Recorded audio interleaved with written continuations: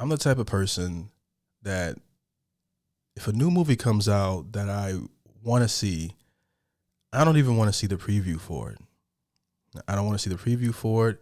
I don't need the synopsis. If enough people whose opinion I trust say that it's an incredible film, that is the perfect scenario. In many cases, I have to watch the preview, but in some cases, I don't. And I didn't even see the previews for this before I went to go see it. I just seen a few of my favorite movie critics, movie reviewers, whatever you call them, say that the movie was awesome, that it was really good, one of the best films that they've seen in a long time.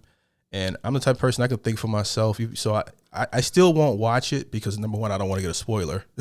And number two, I don't want my opinion of the movie swayed. I just want to experience the movie with a blank canvas. And that's what I did. I went to go see the movie. I intentionally just bookmarked some posts that I wanted to read the comments on after I watched the movie. I kind of nerd out about it sometimes like that. And the movie was incredible, which I'll talk about as we watch this together. By the way, we're watching The Critical Drinker Recommends Godzilla -1. Now, I haven't seen this video yet. You guys are about to go on that journey with me shortly before we get into it. If you like this type of content, please show your support by liking the video. It goes a long way and I truly appreciate it. Let's get right into this. Let's go. Redemption really can come from the most unlikely of places. After spending most of the year wading through the bloated, preachy, creatively bankrupt dregs of Western cinema, Napoleon was my last big hope for a truly good movie to round out an otherwise crushingly depressing 2023. And when that film missed the mark in spectacular fashion, I was pretty much resigned to the fact that this is likely to go down as one of the worst years in entertainment since James Corden decided he could sing. To drop in for a drink at the drum. What the hell? That's definitely a movie that doesn't look like something I would look at. Yeah, those two movies he mentioned, I wasn't really impressed with the trailer for those. You know, I didn't hear any good reviews. I watched the trailer, and I'm the type of person, if the trailer is not good, if you fail at the trailer, then it's a good chance the movie. Sometimes the trailer doesn't do the movie justice. Yes, I get that, but most of the time, I'm spot on with some of the stuff that you see in these trailers that they look to push the movie. So like, it's like in the Thor movie where they were like promoting him being bare-assed. Okay. And I'm like, why is that a thing? Okay. You know, they just mess up that whole franchise. I didn't understand that. It made me not even want to watch it. I eventually saw it, but I didn't see it till way later.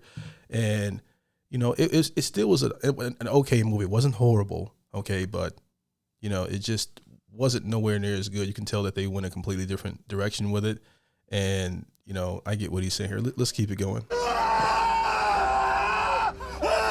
Then along came a low-budget monster movie from Japan that politely introduced itself and said, "Hey, fancy another Godzilla film?" Not really, I thought to myself. After experiencing the cinematic equivalent of a massive child smashing their toys together for 3 entire movies, plus whatever the hell Skull Island was supposed to be, right. I was thoroughly monstered out by that point. I admit I didn't see any of those movies because the trailer didn't look... If the storyline doesn't pull me in, I just wasn't interested in checking it out. So this is the first one that I want to go see. But hey, it's December, so what else am I going to watch? Aquaman 2? So I sat down with my bucket of popcorn and my pint of rum, and by golly, I haven't been this entertained since my granddad got his beard caught in the food blender. Right. Godzilla. Let me tell you something before he goes. The character development was so amazing in this film, where they genuinely made you feel something for each character. I absolutely love that. The score for this movie, from the suspense music to Godzilla's theme music, it reminded me of, like, you know, the movie theater is one of my favorite places to be in the world. And it reminded me of why I love going to the movies. This was one of those films, and it did that while having subtitles, okay? You know what I mean? Like, it was just amazing. There was so many good things about this film, and I wasn't able to predict everything in the film. I just absolutely loved it. I even loved the wardrobe. There was nothing I didn't love about this movie. It made me want to go visit Japan. Godzilla -1 may just be my favourite film of the entire year, a perfect blend of serious and reflective character drama, potent war movie, and gloriously destructive monster flick that manages to perfectly incorporate all three elements into a concise 2-hour runtime, and does it all on a budget that's barely half of a single episode of She-Hulk. I didn't even notice that it was low budget. Okay, they did an excellent job with it. Okay, I'll rewind it a little bit here. Sorry, you guys. I didn't know it was a low budget film. That's how great it was. Since my granddad got his beard caught in the food blender. Godzilla -1 may just be my favourite film of the entire year, a perfect blend of serious and reflective character drama, potent war movie, and gloriously destructive monster flick that manages to perfectly incorporate all three elements into a concise 2-hour runtime, and With no propaganda. does it all on a budget that's barely half of a single episode of She-Hulk. Almost tasted that. Num num num. No. Eat it up. Go play. Okay, 3, 2, 1. Wait. You know I'm the hottest. You ain't never got a heat. Godzilla -1 is a great example of a dedicated, passionate team of creatives managing to do a lot with very little, putting a refreshing new spin on a monster franchise that's had more installments than the MCU, and telling a story so universal that it resonates with Western audiences just as well as those in Japan. Hollywood studios could only dream about this level of creative efficiency. The movie begins in the dying days of World War II. Japan's now in full retreat and having to resort to kamikaze pilots to try to slow the American advance, one of which happens to be our main man, Koichi Shikishima. And also, Godzilla in this film is so brutal, so terrifying. Even when he walks, like the way they had the ground just break under. He was just so vicious. There was no powder puff with it. Just an amazing film. No propaganda, no messages being pulled, no hires like, yo, we gotta have this type of person be the lead. No, just a regular old-fashioned film. I absolutely loved it. As it turns out though, Koichi's not too keen on the whole dying thing and instead lands his plane on a small island claiming mechanical problems. Yeah, like, I totally wanted to blow myself up, but the plane just wouldn't cooperate. What can you do, eh? The mechanics aren't entirely convinced by his story, but before they can take it further, the base suddenly comes under attack from a giant dinosaur thing that the locals refer to as Godzilla. Koichi jumps into his plane to take it on, but freezes up and ends up getting knocked out while the rest of the base is destroyed. Right. Damn, this guy fails so often, he should be the head of Lucasfilm by now. Also, listen, no offense, I would have made a horrible kamikaze pilot, okay? I would have did exactly what he did. I'm like, you know what? I think I changed my mind. I'm not dying for this war, okay? I'll fly right past it. I don't care. And hey, something's wrong with the flex capacitor in here. You got to fix my flux capacitor. But I would did the same thing. Call me what you want, all right? But we're gonna have to figure out a different way. With no ejector seats. Get out of here. Anyway, with the war finally over, Koichi returns home to Tokyo to find it in ruins and his parents dead.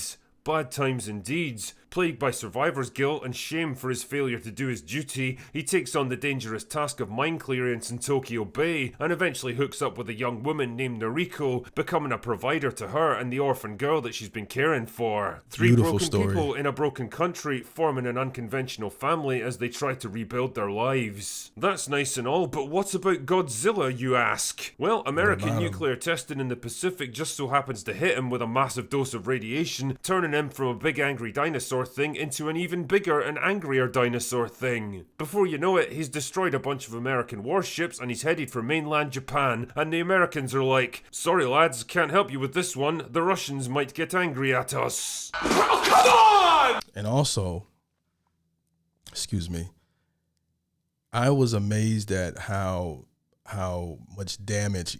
I don't want to give a spoiler away, just in case. I don't know how much he's going to give away in this film. So if you haven't seen the film, I always recommend watching it before watching these. But how much damage he was able to take, and also how many times the movie actually I wasn't able to predict it. Usually I can predict what's going to happen in the movie. I love when they do these twists, but Amazing. You know, I think the Russians would probably understand if a skyscraper-sized lizard was on the loose, flattening cities and sinking entire naval fleets. It really seems like this would be a good opportunity to team up and take it down, but whatever. The point is, Godzilla's on his way to Japan and he needs to be stopped. So Koichi and his crew improvise a weapon out of their minesweeper and manage to damage him, but it's not enough to stop him, and well, much carnage ensues before he finally gets bored and heads back out to sea. Hold on. That boat scene was one of the most amazing. This is a slow boat being chased by Godzilla, and they managed to make that such a thriller, action-packed scene. I was so impressed. Probably one of my favorite parts of the movie was that small wooden boat getting chased by Godzilla. My only gripe with the film was how he was able to just stand up in the water doing certain parts of the film. Like, I mean, the water's supposed to be so deep, and he's just standing over it, standing up in the water, and I'm like, okay, all right, I'll just ignore that. But I'm hoping that maybe he mentions it in this, or someone can break that down for me. For now, at least. The question now is how to stop him before he comes back and kills more innocent people. But will Koichi and his ragtag group of soldiers and scientists find a way to put him down for good? Or will Japan face annihilation for a second time? The interesting thing about fictional monsters is that they usually reflect the deepest fears and concerns of the culture that invented them. Frankenstein was a reaction to the growing power of science and technology, allowing men to play God with life and death itself. Invasion of the Body Snatchers reflected the 1950s paranoia about communism infiltrating American society. You know, I've never seen that movie. I got that written down. I've never seen Invasion of the Body Snatchers.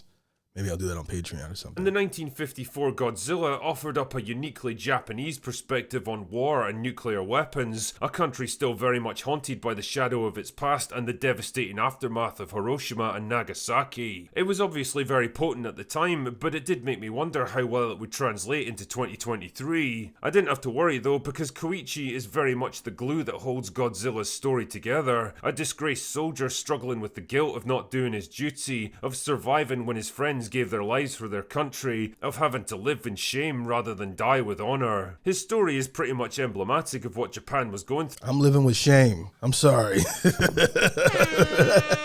I'm not crashing for a war.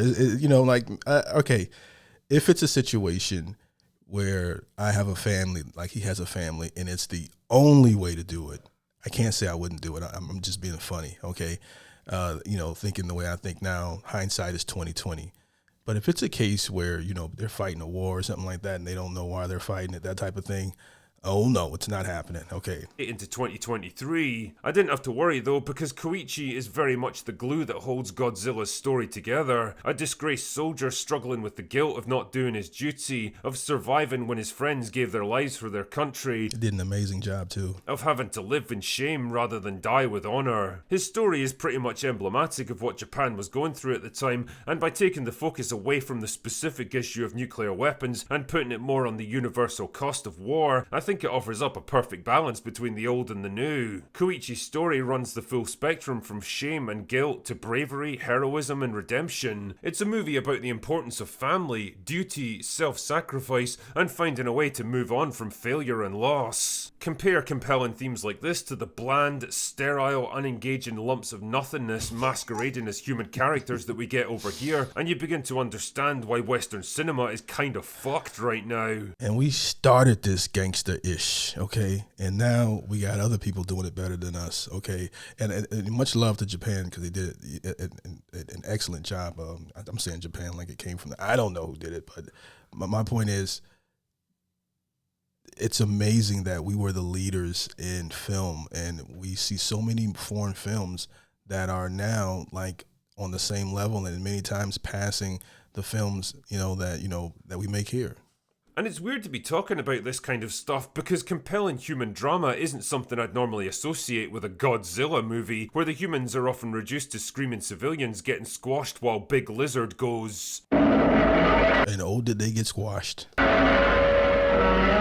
Or or stodgy looking scientists delivering tedious exposition in dusty looking briefing rooms, or this guy just staring off into the distance and wondering why he took on such a shitty role in the first place. But Godzilla Minus One cracks that magic formula of giving you a core group of interesting characters you're actually invested in, so that when Godzilla starts fucking things up, you genuinely care about whether or not they survive. Right. This, my friends, is what we refer to as dramatic tension. All that being said, the Dramatic tension. I learned something today. monster scenes are still great fucking fun. There's a kind of epic destruction that you'd expect from a film like this, and plenty of ineffective military engagements with lots of big guns going boom. And good lord, this film may have the most devastatingly powerful atomic breath I've ever witnessed on screen. Yes, and also, this is why I don't watch previews. I didn't see the preview for the movie, but the scene where his spikes start coming out and turning blue in the film, I wasn't expecting that. So when that happened, that was such an amazing moment for me. Okay, I was like, yo, he was already badass. He had already killed thousands of people before he ever showed that power. And when they finally revealed that, I was like, wow, just amazing. So that's one of the reasons why I avoid previews if I can. Also, I could be wrong here since I'm hardly an expert in Godzilla movies, but I think this might be one of the few examples to show Godzilla actually taking a lot of damage compared to the older flicks where he just kind of shrugged off everything from artillery to rocket and missiles. The problem is that no matter how much they damage him, he just kind of regenerates like Wolverine in a matter of minutes. First thing I thought of was that how Wolverine and Dave Chappelle. Okay, I kept thinking of that Dave Chappelle skit with Godzilla. Like, I thought of it at least 10 times while I was watching the movie. If you know the skit, you know what I'm talking about. If I had to be super critical about the pacing, I'd say that the second half of the movie can drag slightly at times. Once Godzilla's made his first epic attack, there's a lot of planning and speculating about what to do next, and I feel like it could have done with getting trimmed down a little. The movie wants us to see him as a terrifying threat that has to be stopped at any cost, but if he's absent for so long that you begin to wonder if he'll ever show up again, the urgency of the situation starts to bleed away a little. I mentioned before that this movie was done on a budget of $15 million, which Yeah, at one point you thought they'd moved on from Godzilla. is fucking mind-blowing when you consider what it actually manages to accomplish. Is it visually perfect? No, there's definitely moments where you can tell they had to compromise on the visuals, because even with the best will in the world, there's only so much you can do with 15 million. But these moments are few and far between, and honestly, I didn't really care because I was so invested in what was happening that I was more than happy to overlook a few visual shortcomings. The story overpowered that. This scene right here, where they first revealed that was just amazing. Because here is a crazy fact, ladies and gentlemen of Hollywood. If you give your audience a compelling story with likable characters, then you don't have to work so hard to distract them with flashy visuals because they don't need to be distracted. Logic. They're already having fun. Remember that? Remember when you were able to make good movies that didn't cost the GDP of a small African country? I certainly do, and if Godzilla Minus One is anything to go by, then so does Studio Toho. That's why my favorite film is independent films. I love independent films. You find me a great independent film with no limits, no politics in it, great storyline, I'm in. Anyway, that's all I've got for today. Go away now. So there's this old-fashioned theater in Maumee, Ohio that I've been wanting to visit for the past couple of years now. But every time I drive by, they're not playing a movie I want to see because they only play like 1 or 2 movies, that they put up. And recently they just put up this movie. And I've already seen the movie, but I was thinking, man, this movie was done so well, I would see it twice. And that would be my excuse to go visit this theater just to have the experience of that theater, especially if it's anything that I imagine, if it's like really old school, which again, I've always liked movie theaters. That's always been like my thing since I was like 16. So this film was that great, where I would see it twice. So if you haven't seen it, I would definitely recommend it, especially if you don't mind reading subtitles. I'm not even a big Godzilla fan. I wasn't never excited about the idea of Godzilla, even Godzilla versus King Kong. Or if it doesn't have a great storyline to it, half the time I'm not really interested in it. I'm not really super impressed with graphics and a bunch of fighting and special effects. That's impressive but to me, story is always king when it comes to a film. And that's what I loved about this film. I appreciate you guys for watching this review with me. If you like the video, please show your support by liking the video. And hope you guys have a great day. Peace.